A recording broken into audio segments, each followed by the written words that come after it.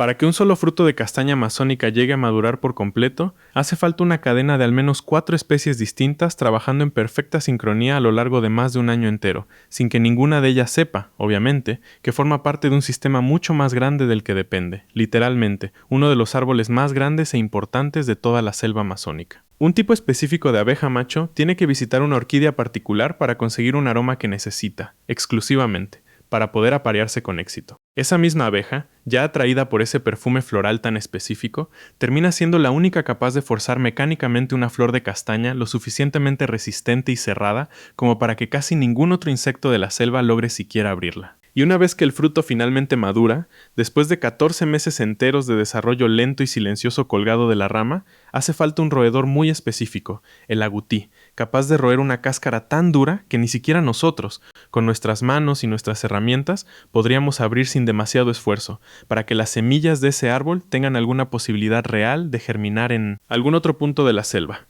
Rompan cualquier eslabón de esta cadena tan frágil y tan específica, y el árbol de castaña más grande y más antiguo de toda la Amazonía deja de tener descendencia futura, sin que nadie note ese silencio reproductivo hasta muchos años después. Según el estudio más grande jamás realizado sobre árboles amazónicos, eso es exactamente lo que le podría pasar. Hoy les voy a contar exactamente por qué. Pero antes de seguir, suscríbete al canal. Por cada suscripción ayudamos a combatir la deforestación. El árbol se llama, en el lenguaje técnico de la botánica, Bertholletia excelsa, aunque según el país donde uno se encuentre, recibe nombres completamente distintos, casi como si cada región de la selva hubiera decidido bautizarlo por su cuenta sin consultarse entre sí. Castaña de Pará y castaña de monte en gran parte de la región, no es amazónica o no es boliviana en otras zonas. Y en Bolivia, que resulta ser, contra lo que sugiere el nombre más difundido en español, el principal exportador mundial de este fruto, simplemente le dicen almendra o castaña de pando.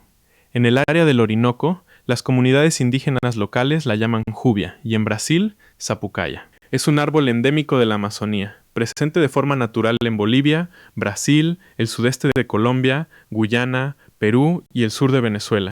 y crece exclusivamente en zonas no inundables de la selva, ya sea de forma dispersa o agrupado en conjuntos de hasta 100 individuos, siempre sobre suelos bien drenados repartidos por las cuencas de los ríos Amazonas, Negro y Orinoco, 3 de los sistemas fluviales más importantes de todo el continente.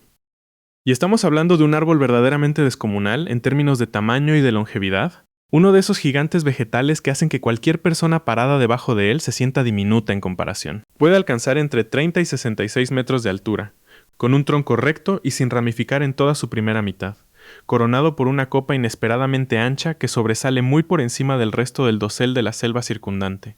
visible desde lejos como una especie de sombrilla gigante flotando sobre el verde continuo de los demás árboles. El diámetro de ese tronco puede llegar a medir entre 1 y 2 metros completos, y su expectativa de vida supera con facilidad los 500 años sin ningún esfuerzo particular. Pero el dato que a mí me dejó completamente descolocado cuando lo investigué a fondo para este video es este. En la Amazonía peruana se han encontrado, mediante análisis de carbono 14 realizado por investigadores serios, ejemplares de hasta 1200 años de antigüedad documentada. 1200 años. Estamos hablando de árboles que empezaron a crecer varios siglos antes de que existiera cualquier concepto moderno de nación en todo el continente americano, muchísimo antes de la llegada de cualquier europeo a estas costas, y que hoy, en pleno siglo XXI, siguen produciendo fruto temporada tras temporada, exactamente igual que lo hicieron durante todo ese tiempo acumulado. Ahora bien, para entender por qué este árbol está en tanto riesgo a pesar de su tamaño y su resistencia aparente, primero hay que entender la cadena biológica tan específica y tan poco intuitiva que necesita para reproducirse,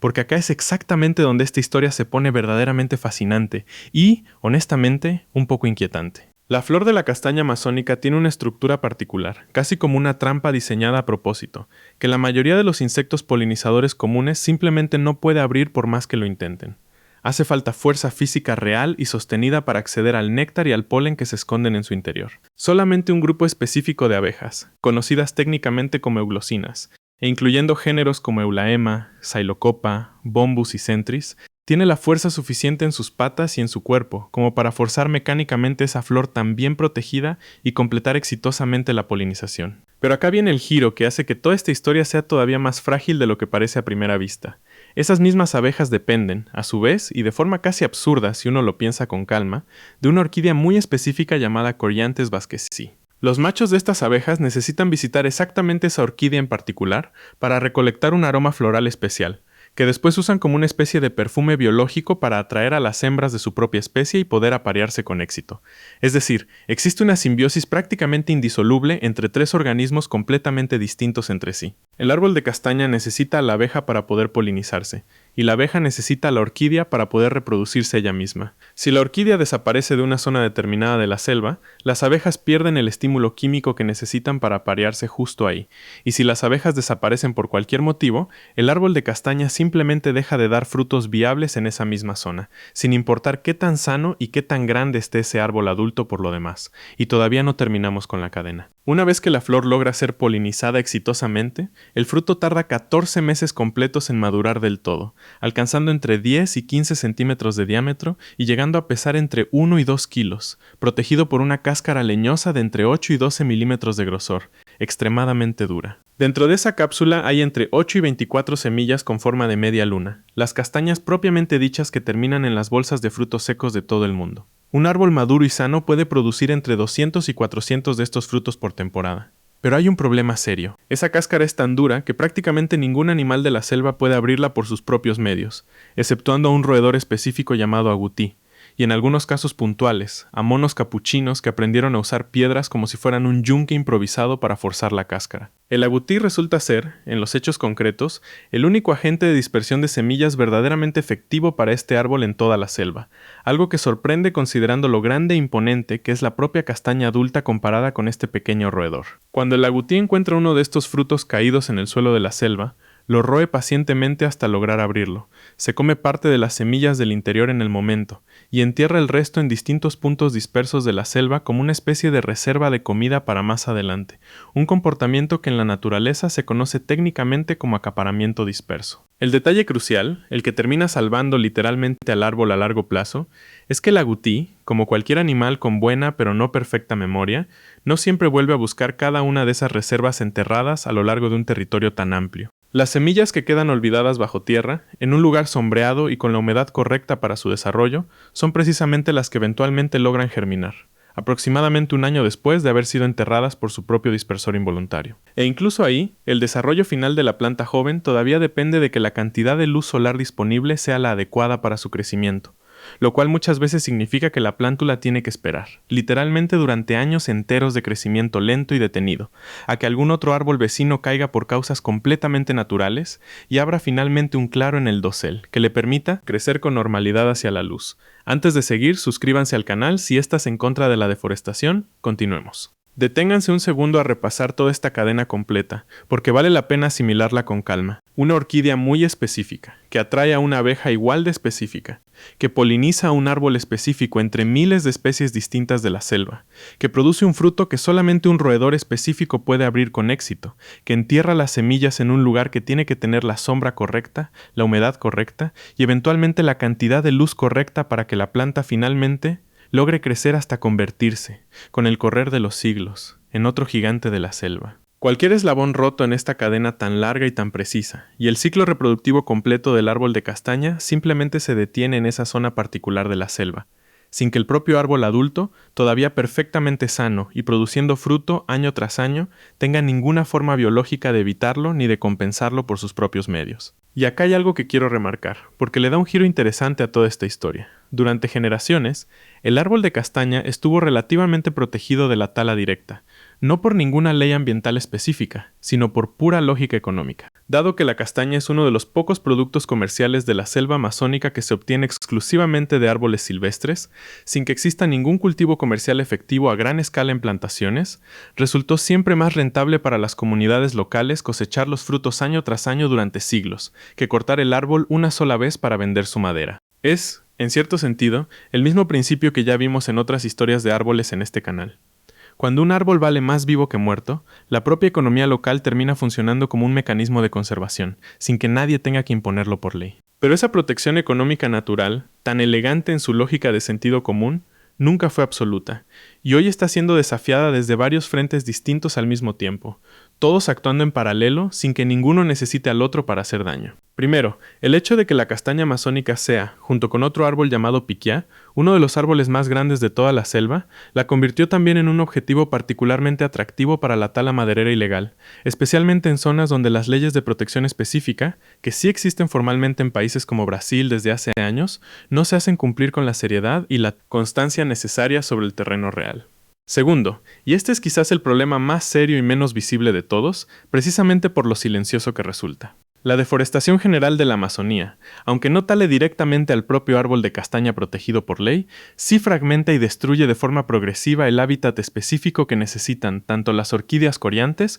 como las abejas polinizadoras euglosinas para sobrevivir generación tras generación. Un estudio publicado sobre este tema específico advirtió, sin rodeos, que las abejas orquídeas están en riesgo real y documentado, y que su declive sostenido, producto combinado de la deforestación, el uso extendido de pesticidas agrícolas en zonas cercanas y el cambio climático alterando patrones de floración, amenaza directamente la capacidad reproductiva de toda la especie de castaña, incluso en zonas donde los árboles adultos individuales nunca fueron tocados por ninguna motosierra en toda su larga vida. Es decir, se puede proteger perfectamente a un árbol de castaña centenario, dejarlo completamente en pie, sin cortar ni una sola rama, y aún así condenarlo a no tener descendencia jamás, simplemente destruyendo el bosque circundante donde vive la orquídea específica que atrae a la abeja específica que poliniza sus flores. Es una forma de extinción mucho más silenciosa y mucho más difícil de detectar a simple vista que la tala directa, porque el árbol sigue ahí, imponente, produciendo fruto durante décadas más, mientras su capacidad de reproducirse ya se apagó hace tiempo sin que nadie lo note hasta que es demasiado tarde para revertirlo con facilidad. Y así llegamos al dato que le da sentido al título de este video. Según el estudio más amplio jamás realizado sobre el estado de conservación de los árboles amazónicos, publicado en 2015 por 158 investigadores de 21 países distintos en la revista Science Advances, la nuez de Brasil podría perder hasta el 63% de su población total para el año 2050 si las tendencias actuales de deforestación y degradación del hábitat continúan sin ningún cambio significativo. 6 de cada 10 castaños. No hablamos solamente de un fruto seco menos disponible en los supermercados del mundo entero, aunque eso también sería un impacto económico serio para miles de familias que dependen de su cosecha anual. Hablamos de la pérdida potencial de árboles que en algunos casos llevan más de 1000 años en pie, sosteniendo con sus ramas y con su fruto toda una red de vida silvestre que se construyó, generación tras generación, durante un tiempo que a escala humana resulta casi imposible de imaginar del todo. Ahora bien, no todo en esta historia es pesimismo, sin ninguna salida a la vista. Investigadores de distintos países amazónicos vienen documentando desde hace más de una década los requerimientos exactos de polinización de este árbol tan complejo, precisamente para poder diseñar estrategias de conservación serias que protejan no solamente al árbol adulto en sí mismo, sino a toda la cadena biológica completa de la que depende su reproducción futura a largo plazo. Estudios específicos sobre el comportamiento de forrajeo de las abejas polinizadoras en cultivos de castaña dentro de la Amazonía central brasileña ya identificaron con bastante precisión cuáles son las especies clave que hay que proteger de forma prioritaria y en qué condiciones exactas de hábitat esas mismas especies logran prosperar sin declinar. En Perú, el propio Ministerio del Ambiente ha documentado y sistematizado formalmente experiencias de manejo de castaña en ecosistemas de terrazas altas, específicamente en la región de Madre de Dios, una de las zonas de mayor producción de este fruto en todo el país, buscando activamente que las comunidades locales que ya dependen económicamente de la cosecha de castaña se conviertan también en las guardianas más efectivas de todo ese ecosistema forestal circundante, y no solamente del árbol puntual que les da de comer cada temporada. Y más allá de todo su valor ecológico y de su rol estructural dentro de la selva, esta semilla tiene también un perfil nutricional bastante notable, que probablemente explica buena parte de por qué se volvió tan popular en el resto del mundo, a pesar de venir exclusivamente de árboles silvestres imposibles de cultivar a gran escala. Es una fuente excelente de selenio, con una de las concentraciones más altas jamás documentadas en cualquier alimento natural conocido, además de ser una buena fuente de magnesio y de tiamina. En términos de composición general, la castaña amazónica contiene aproximadamente un 14% de proteína, un 11% de carbohidratos y un 67% de grasa, con una proporción de grasas insaturadas que se encuentra entre las más altas de cualquier fruto seco comercializado en el mundo entero. Es decir, no solamente estamos hablando de un árbol biológicamente fascinante y ecológicamente crucial, sino también de un alimento genuinamente valioso desde el punto de vista nutricional, algo que le suma todavía más peso a la urgencia de proteger toda la cadena que lo hace posible. Y hay algo más que quiero remarcar antes de cerrar, porque conecta esta historia directamente con otras que ya les contamos en este mismo canal sobre árboles amenazados de toda Latinoamérica. La castaña amazónica no es, ni de lejos, un caso aislado dentro de la selva tropical. Es, más bien, un ejemplo particularmente claro y muy bien documentado de un patrón biológico que se repite una y otra vez en distintas especies de árboles gigantes. Los ejemplares más grandes, más longevos y más valiosos económicamente rara vez dependen de un solo factor puntual para su supervivencia a largo plazo. Dependen, casi siempre, de redes enteras, de organismos interconectados entre sí, de formas muy específicas, muchas veces completamente invisibles para cualquiera que no sea un especialista dedicado exclusivamente a estudiarlas de cerca. Y esas mismas redes resultan ser, casi sin excepción, mucho más frágiles y mucho más fáciles de romper que el propio árbol adulto y aparentemente indestructible que sostienen sobre sus ramas. Proteger solamente al árbol, sin proteger también a la orquídea, a la abeja y al roedor que completan su ciclo de vida. Es como proteger solamente los ladrillos de un edificio mientras se destruyen, uno por uno, los cimientos sobre los que están construidos. Así que la próxima vez que tengan un puñado de castañas de Brasil en la mano, ya sea en una bolsa de frutos secos surtidos compradas sin pensarlo demasiado, o como ingrediente de alguna receta especial, tal vez valga la pena que se acuerden, aunque sea por un segundo, de todo lo que tuvo que pasar exactamente para que esa semilla en particular llegara hasta sus manos. Una orquídea que floreció en el momento preciso y en el lugar correcto de la selva. Una abeja macho que voló hasta ahí buscando un aroma muy específico del que dependía toda su vida reproductiva. Un árbol de posiblemente varios siglos de vida acumulada, quizás más viejo que cualquier construcción humana que conozcan, que logró ser polinizado exitosamente ese año en particular. 14 meses enteros de maduración lenta, silenciosa y paciente colgando de una rama altísima. Y finalmente, un roedor que decidió, siguiendo puro instinto, enterrar esa semilla específica entre muchas otras, y que después, sencillamente, se olvidó de ella para siempre. Toda una cadena larguísima de casualidades biológicas perfectamente afinadas a lo largo de millones de años de evolución conjunta, sosteniendo, al final de todo ese proceso, algo tan simple en apariencia como un puñado de frutos secos que la mayoría de nosotros comemos distraídamente sin pensarlo 2 veces mientras miramos el celular. No olvides suscribirte al canal si estás en contra de la deforestación y nos vemos en el próximo video.